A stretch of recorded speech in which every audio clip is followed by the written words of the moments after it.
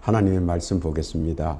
누가복음 10장 30절에서 37절까지의 말씀입니다. 제가 받들어 봉독해 올리겠습니다. 예수께서 대답하여 가라사대 어떤 사람이 예루살렘에서 여리고로 내려가다가 강도를 만나매 강도들이 그 옷을 벗기고 때려 겁안 죽은 것을 버리고 갔더라.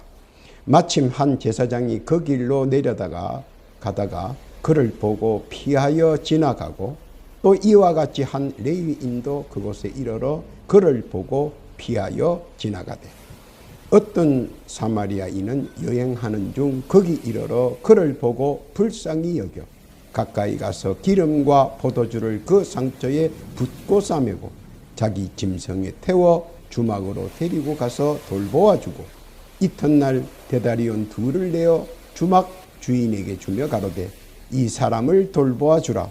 부비가 더 들면 내가 돌아올 때에 갚으리라 하였으니 너 의견에는 이 세 사람 중에 누가 강도 만난 자의 이웃이 되겠느냐. 가로되 자비를 베푼 자니이다. 예수께서 이르시되 가서 너도 이와 같이 하라 하시니라. 아멘. 기도합니다. 하나님 아버지 감사합니다. 복되고 귀한 시간 허락하여 주옵시고 오늘도 복된 이 시간 주의 말씀 증거하려 할 터이온데 이 시간 주의 뜻과 섭리만 나타나는 복된 시간이 되게 하옵소서. 시종을 주 앞에 의탁하오며 예수님의 이름으로 기도하옵나이다. 아멘. 할렐루야. 자비란 무엇인가? 자비란 이유 없이 대가 없이 무조건적으로 타인에게 호의를 베푸는 것입니다. 그런데 이유 없이 대가 없이 무조건적으로 베푸는 호의를 받는 사람 입장에서는 천시냐 자비냐 하고 스스로 구분지어 생각하고 괜스레 분을 내고 괜스레 의기소침해질 수도 있습니다. 그래서 자비를 베푼다고 하는 것이 현대사회에서는 사실 상당히 어렵고 어려운 난제이기도 합니다. 왜냐하면 받아들이는 자의 생각에 따라 극과 극의 해석을 할 수가 있기 때문에 미묘하고 난해하기도 합니다. 그래서 요즘 자비에 태클을 걸어 기브 앤 테이크로 변화시키기도 합니다. 자비란 말이 점차 현 사회에서 사라질 운명의 기로에 처해 있기도 합니다. 복잡 가난한 세상에서 그 명맥을 유지하기가 쉽지는 않다는 것입니다. 자비란 대받을 수 없는 선처를 정의하는 것으로 결론 짓게 됩니다. 즉 불가항력적 상태에서 받은 선처를 자비라고 해석할 수 있습니다.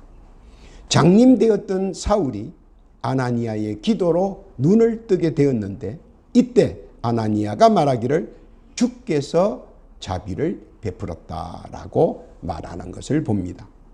그뿐만 아닙니다. 예수님께서 여러 지방으로 전도 여행을 다니실 때 많은 사람들이 주께 나와서 말하기를 주여 자비를 베풀어 주옵소서 하고 이구동성으로 말하는 것이 나옵니다. 자비란 의미 속에는 인간의 한계를 드러내는 말도 포함할 수 있습니다. 그래서 좁은 해석보다는 넓은 해석으로 내가 상대에게 호의적 예의를 베푸는 것으로 넓게 열린 생각을 해도 좋을 듯합니다. 그리고 자비는 큰 것에서 시작되는 것이 아니고 작은 것에서부터 출발한다는 것입니다.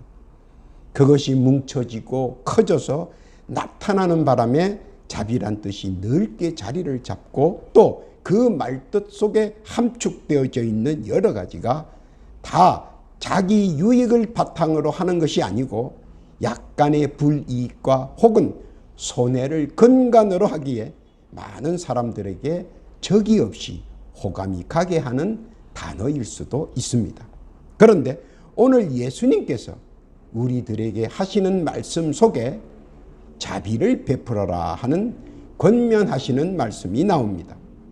왜 우리에게 예수님께서는 자비를 베풀라고 권면하시는 것일까 하는 것입니다. 오늘 본문에 보면 31절에 언급한 한 제사장이 등장합니다. 제사장이라고 하면 예배를 최고로 중시하는 사람입니다. 또한 청결한 자로서 예배의 준비자로서 그 특징은 늘 의복이 깨끗해야 하고 누가 볼 때 청결해야 하고 조금도 흐트러짐이 없어야 한다는 것입니다. 오죽하면 예전에 저희들 어릴 때 목사님은 먹지도 않고 화장실도 안 가시는 분으로 착각할 때도 있었습니다. 신인 중에 한 분인 줄로 알고 있었습니다. 그만큼 청결하신 분이었습니다. 예배 시간을 정의 엄수하시는 분이시며 조금 늦거나 조금 오차가 나면 절대 용납하지 않은 분입니다. 그래서 그 정확성과 청결성이 오히려 뭇사람들에게 존경의 대상이기도 합니다.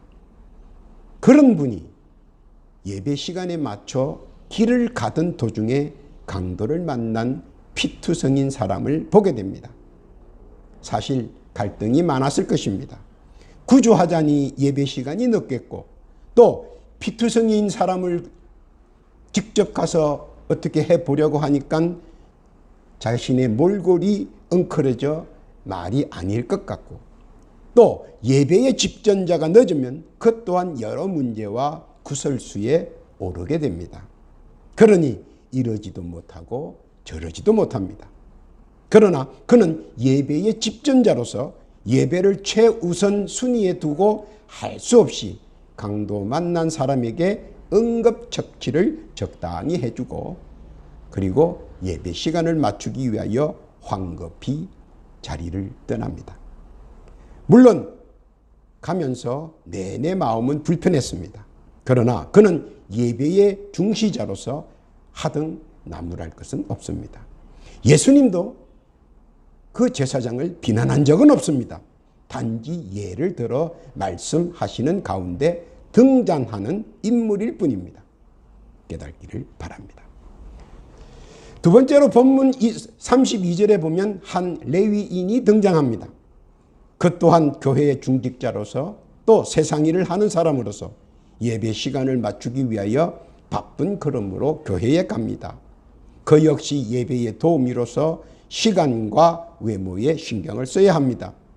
사실 장로님이나 권사님 그리고 집사님이 예배의 도우미로서 조금 산뜻한 옷차림이나 예의를 갖춘 옷을 입는 것이 타인의 보기에도 좋고 그리고 교회에서 보기도 좋습니다.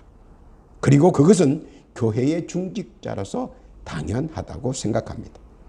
교회 안에서는 성인 군자같이 보여도 무방하며 약간의 흐트러진 모습이나 엉클어진 모습은 교회에 덕이 안 된다고 스스로 작정하고 상당히 외관을 많이 쓰는 척도 있습니다.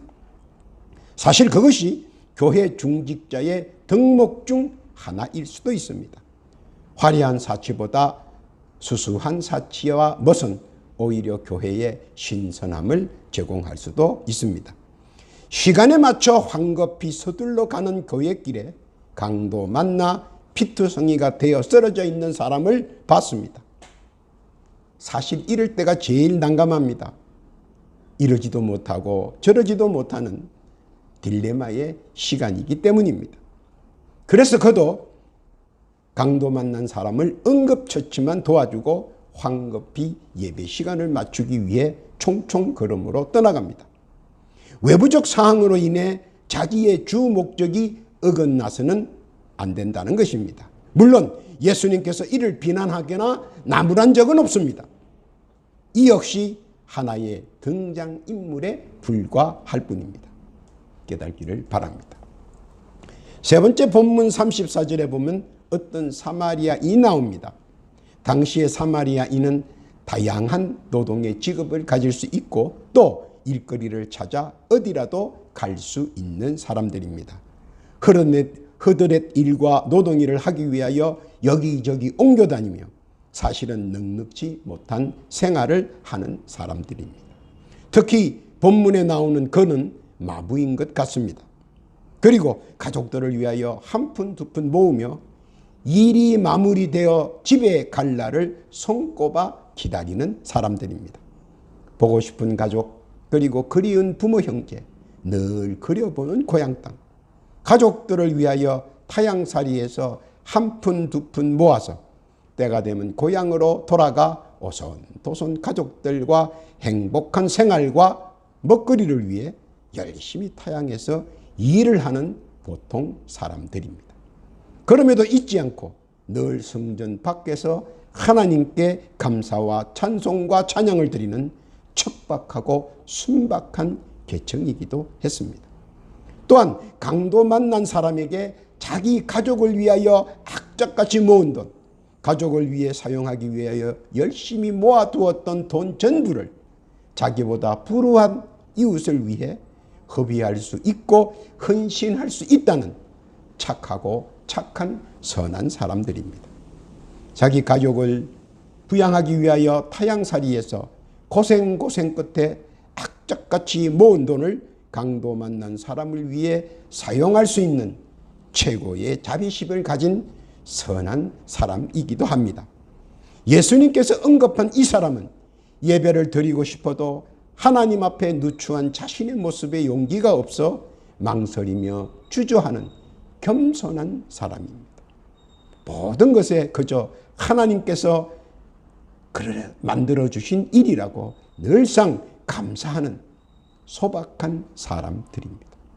유대인에게는 온갖 멸시와 천시와 천대를 받는 민족이지만 하나님께는 무한 감사를 표명하는 신실한 자이며 궁핍과 빈곤 속에서도 선한 자비를 베풀 줄 아는 선한 사람이었습니다. 예수님께서도 그들을 칭찬하셨습니다. 스스로 선택받았다고 우쭐하며 하늘 높은 줄 모르고 망동하는 이들보다 아직은 선택받지 못했지만 앞으로 선택받을 수 있는 선민이 될 수 있을 거라는 확신과 믿음이 있는 사람들이기도 합니다. 더하여 자기 목숨보다 소중한 돈을 타인의 생명을 구하는데 흔쾌히 사용할 줄 아는 담대한 사람이었습니다. 예수님께서는 그들의 순전하고 신실함 그리고 소박함을 들어 칭찬해 주셨습니다. 예수님께서 무엇을 칭찬해 주셨는지 한번 깨닫기를 바랍니다. 네 번째로 본문 30절에 보면 강도 만난 사람이 나옵니다. 강도 만난 사람이 누구일까요?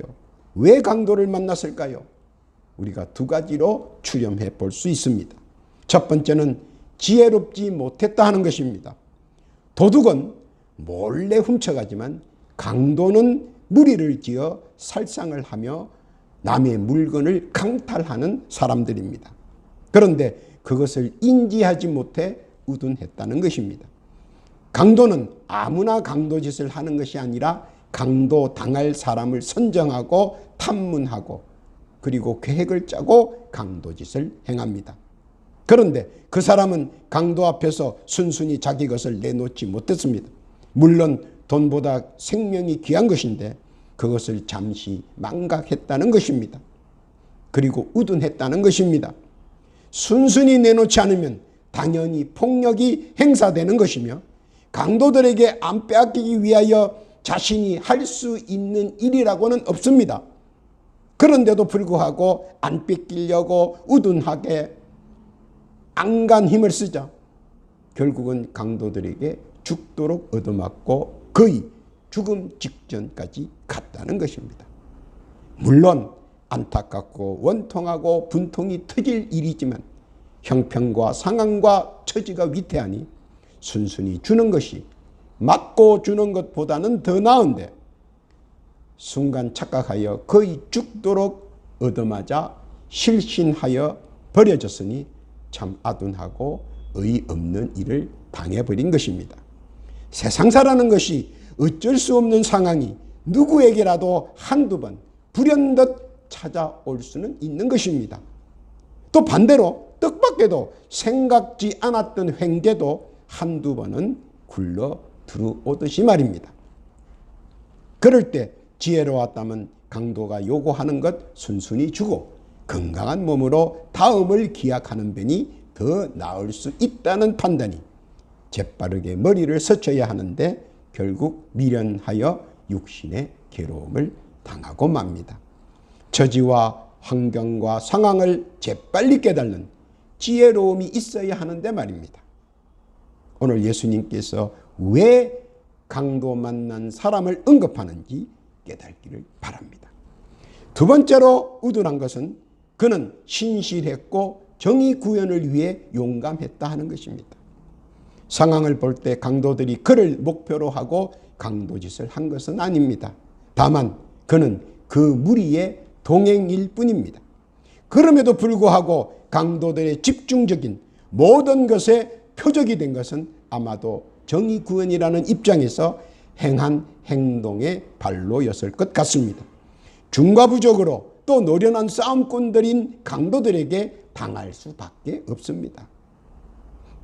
그것은 그도 알고 있는 상황입니다.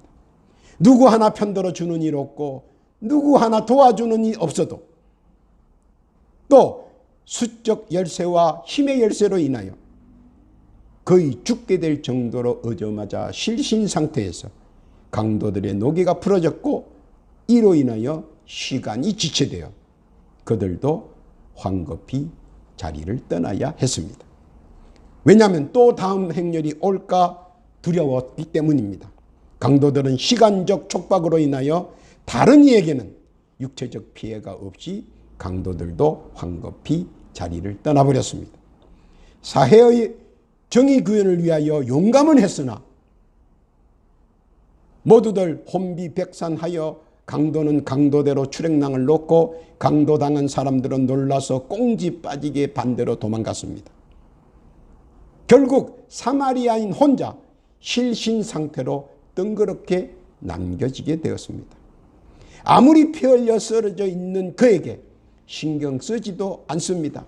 쳐다보지도 않습니다. 돌아보지도 않습니다. 왜냐하면 모두들 자기 몸 살리기에 바빠 용감했던 그들을 위하여 용감했던 그는 혼자 처량하게 실신 상태로 남게 되어버렸습니다. 여기서 냉혹한 세상사 이치를 보여주는 것 같습니다. 사실은 그 사람 때문에 강도 만난 사람 때문에 다른 사람들이 피해를 보지 않았다는 사실은 그들은 망각해 버렸습니다. 그러나 진정 혼자는 아닙니다.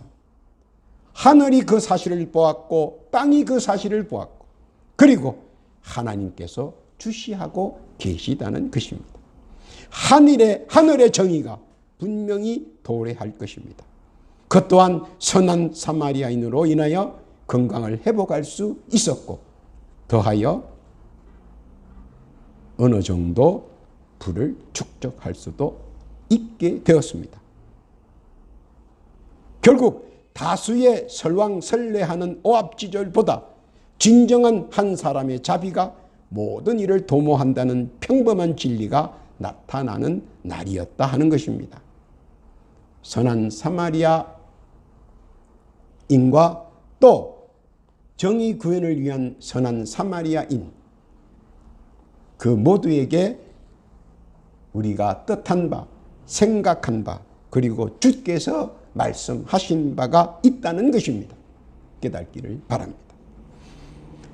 예수님께서 오늘 무엇을 우리에게 말씀하시려고 이 같은 비유를 들어 말씀하셨는가 하는 것입니다. 그것은 누구를 꾸짖거나 비하하거나 비난하려는 것은 절대 아닙니다. 누구나 자기가 맡은 바 직무에 최선을 다해야 하며 그 안에서 할 수만 있다면 선한 자비를 베풀어 주라는 것입니다. 물론 법에 어긋나거나 불법을 자행하는 것이 아니라 조금 자비를 베풀 공간이 남아있다면 선한 자비를 베풀어 주라는 말씀입니다. 제사장이 강도 만난 자를 한쪽으로 있게 하고 응급처치를 해주고 떠난 것은 그로서는 최선의 자비일지도 모릅니다. 왜냐하면 공적인 것이 더 중요하기 때문입니다. 여러분은 어떻게 생각하십니까? 레위인의 경우도 흠잡을 데가 없습니다. 그도 자기가 할 수 있는 선에서 아마 최선을 다했을 것입니다. 여기서 예수님께서 말씀하시고자 하는 것은 조금이라도 여유가 있으면 자비를 베풀어 주라는 소망이 담겨져 있을 뿐입니다. 그래서 레위인도 자기가 할 수 있는 최고의 역량은 다 했다 하는 것입니다. 여러분의 생각은 어떻습니까? 또한 직접적으로 가족을 위해 모아두었던 자신의 소중한 미래의 것, 자비의 대가로 희생하며 강도 만난 자의 선한 이웃이 된 사마리아인도 주께서는 그 열과 성과 신실함을 보시며 어떤 척박한 환경에서도 자비를 베풀 줄 아는 선한 사마리아인에게는 상응하는 미래를 확실히 세워줄 것이라고 믿습니다. 예수님께서는 제사장도 자기의 공적인 임무에 최선을 다했음을 압니다. 레위인도 자기의 공적인 자기의 일을 최선을 다해 한 것을 압니다. 선한 사마리아인도 자기의 최선을 다한 일을 압니다. 강도 만난 사람도 자기의 최선을 다한 일을 주께서는 알고 있습니다. 자비는 작은 기적을 만들어내기 때문에 그 무엇보다도 귀한 것은 자기의 내적 양심과 담대한 믿음에서부터 시작된다는 사실입니다. 그리고 그것은 자비의 크다란 모형이 되어 우리 눈앞에 나타납니다. 출애굽기 2장 5절에서 6절에 보면 애굽 공주가 자비로 모세를 키워줍니다. 모세가 애굽 공주의 자비로 세움을 받습니다. 애굽 공주의 자비심은 작은 것 가운데 하나지만 결과적으로는 한 나라의 지도자를 배출할 수 있었다는 사실입니다. 작은 것들이 모여 큰 강을 이루듯 당신은 아주 여리고 작아 보여도 애굽 공주의 그 자그마한 동정의 자비는 인류 역사를 바꿀 정도로 강성한 열매를 맺히게 됐다는 사실입니다. 그만큼 작은 자비, 중요하다는 것입니다. 창세기 39장 19절에서 20절에 보면 보디발 장군의 작은 자비로 요셉이 국무총리가 되는 기적이 시작됩니다. 한 사람의 일생이 파란만장하면서도 숱한 역경 속에서도 최고의 자리까지 갈 수 있었던 것은 바로 보디발의 작은 자비가 나라의 기둥을 만들기까지 할 수 있었다는 것입니다. 자비의 시작은 선택의 기로가 필요하나 자비로 인한 열매는 풍족하게 만개할 수 있다는 것입니다. 내 작은 미소의 자비, 내 작은 동정의 자비, 내 작은 인내의 자비가 한 민족의 지도자를 나타내고 한 나라의 부강하게 만드는 초석이 될 수도 있다는 것입니다.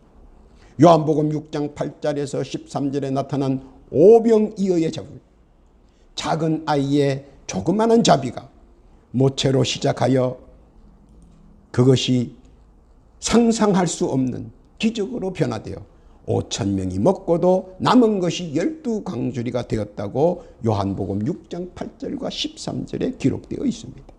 비록 아주 작은 것에서 출발한 자비지만 부메랑의 연속성에서 감당할 수 없을 정도로 태산을 이루는 것입니다. 나의 작은 자비가 모여 태산을 이루고 그 태산이 나를 자비의 기적을 맛보게 해준다는 것입니다. 에스더서 5장 1절에서 4절까지 보면 왕의 자비로 에스더와 그의 민족이 기적적으로 사는 것이 나타납니다. 왕은 단순했습니다. 에스더가 자기에게 오는 그 모습, 사랑하는 자비가 마음속에서 불붙게 되었습니다. 그리고 그 작은 자비가 에스더의 앞길과 이스라엘 민족의 풍전등화 같은 바람 앞에 촛불의 신세가 되어 위기가 오지만 그 작은 왕의 자비심으로 인한 결과는 왕의 척근으로 지위와 직위가 상승하며 개벽을 맞이합니다. 한 여인을 향한 왕의 자비는 엄청난 결과와 생각지 못한 결론을 낳았습니다. 자비란 생명을 구하고 민족을 구하는 초석이 될 수 있다는 겁니다. 내가 행한 작은 자비, 그것이 모여 태산을 이루고 그 태산이 나를 자비의 기적을 맛보게 해 줄 수 있다는 것입니다. 이것이 우리 예수님께서 우리에게 말씀하시고 보여주시는 기적의 리바운딩 부메랑의 실상입니다. 시편 103편 8절에 보니까 여호와는 자비로우시며 은혜로우시며 노하기를 더디하시며 인자하심이 풍부하다고 말했습니다. 또한 시편 145편 8절에 보면 여호와는 은혜로우시며 자비하시며 노하기를 더디하시며 인자함이 크시도다라고 찬양했습니다. 시편을 통해 나타나는 하나님의 뜻, 그 뜻이 오늘 강도 만난 사마리아인과 또한 선한 사마리아인을 통하여 여실하게 나타난다는 겁니다. 이런 자비의 기적들을 삶의 공간에서 우리 예수님께서는 체험해 보시기를 원하십니다. 본문에서 예수께서 우리에게 주신 깨달음의 말씀은 누구라도 자기 자리에서 조금이라도 여유의 공간이 있을 때 자비를 베풀 줄 아는 자가 되었으면 하시는 바람일 것입니다. 누가복음 6장 36절에 보니까 너의 아버지의 자비하신 같이 너희도 자비하라. 이는 사랑의 작은 실천이자 기적의 원동력이기 때문입니다. 깨닫기를 바랍니다. 우리는 주의 말씀과 바람에 따라 자비의 산실이 되어 자비로서 시작된 오병이어의 기적과 질병이어의 기적을 이루고 맛보는 귀한 나날들이 되시기를 우리 주님께서는 바라십니다. 이런 자비의 베품과 그에 따른 합당한 기적들이 늘 믿음 안에서 함께 하시는 복되고 귀한 여러분 다 되시기를 예수님의 이름으로 축원합니다.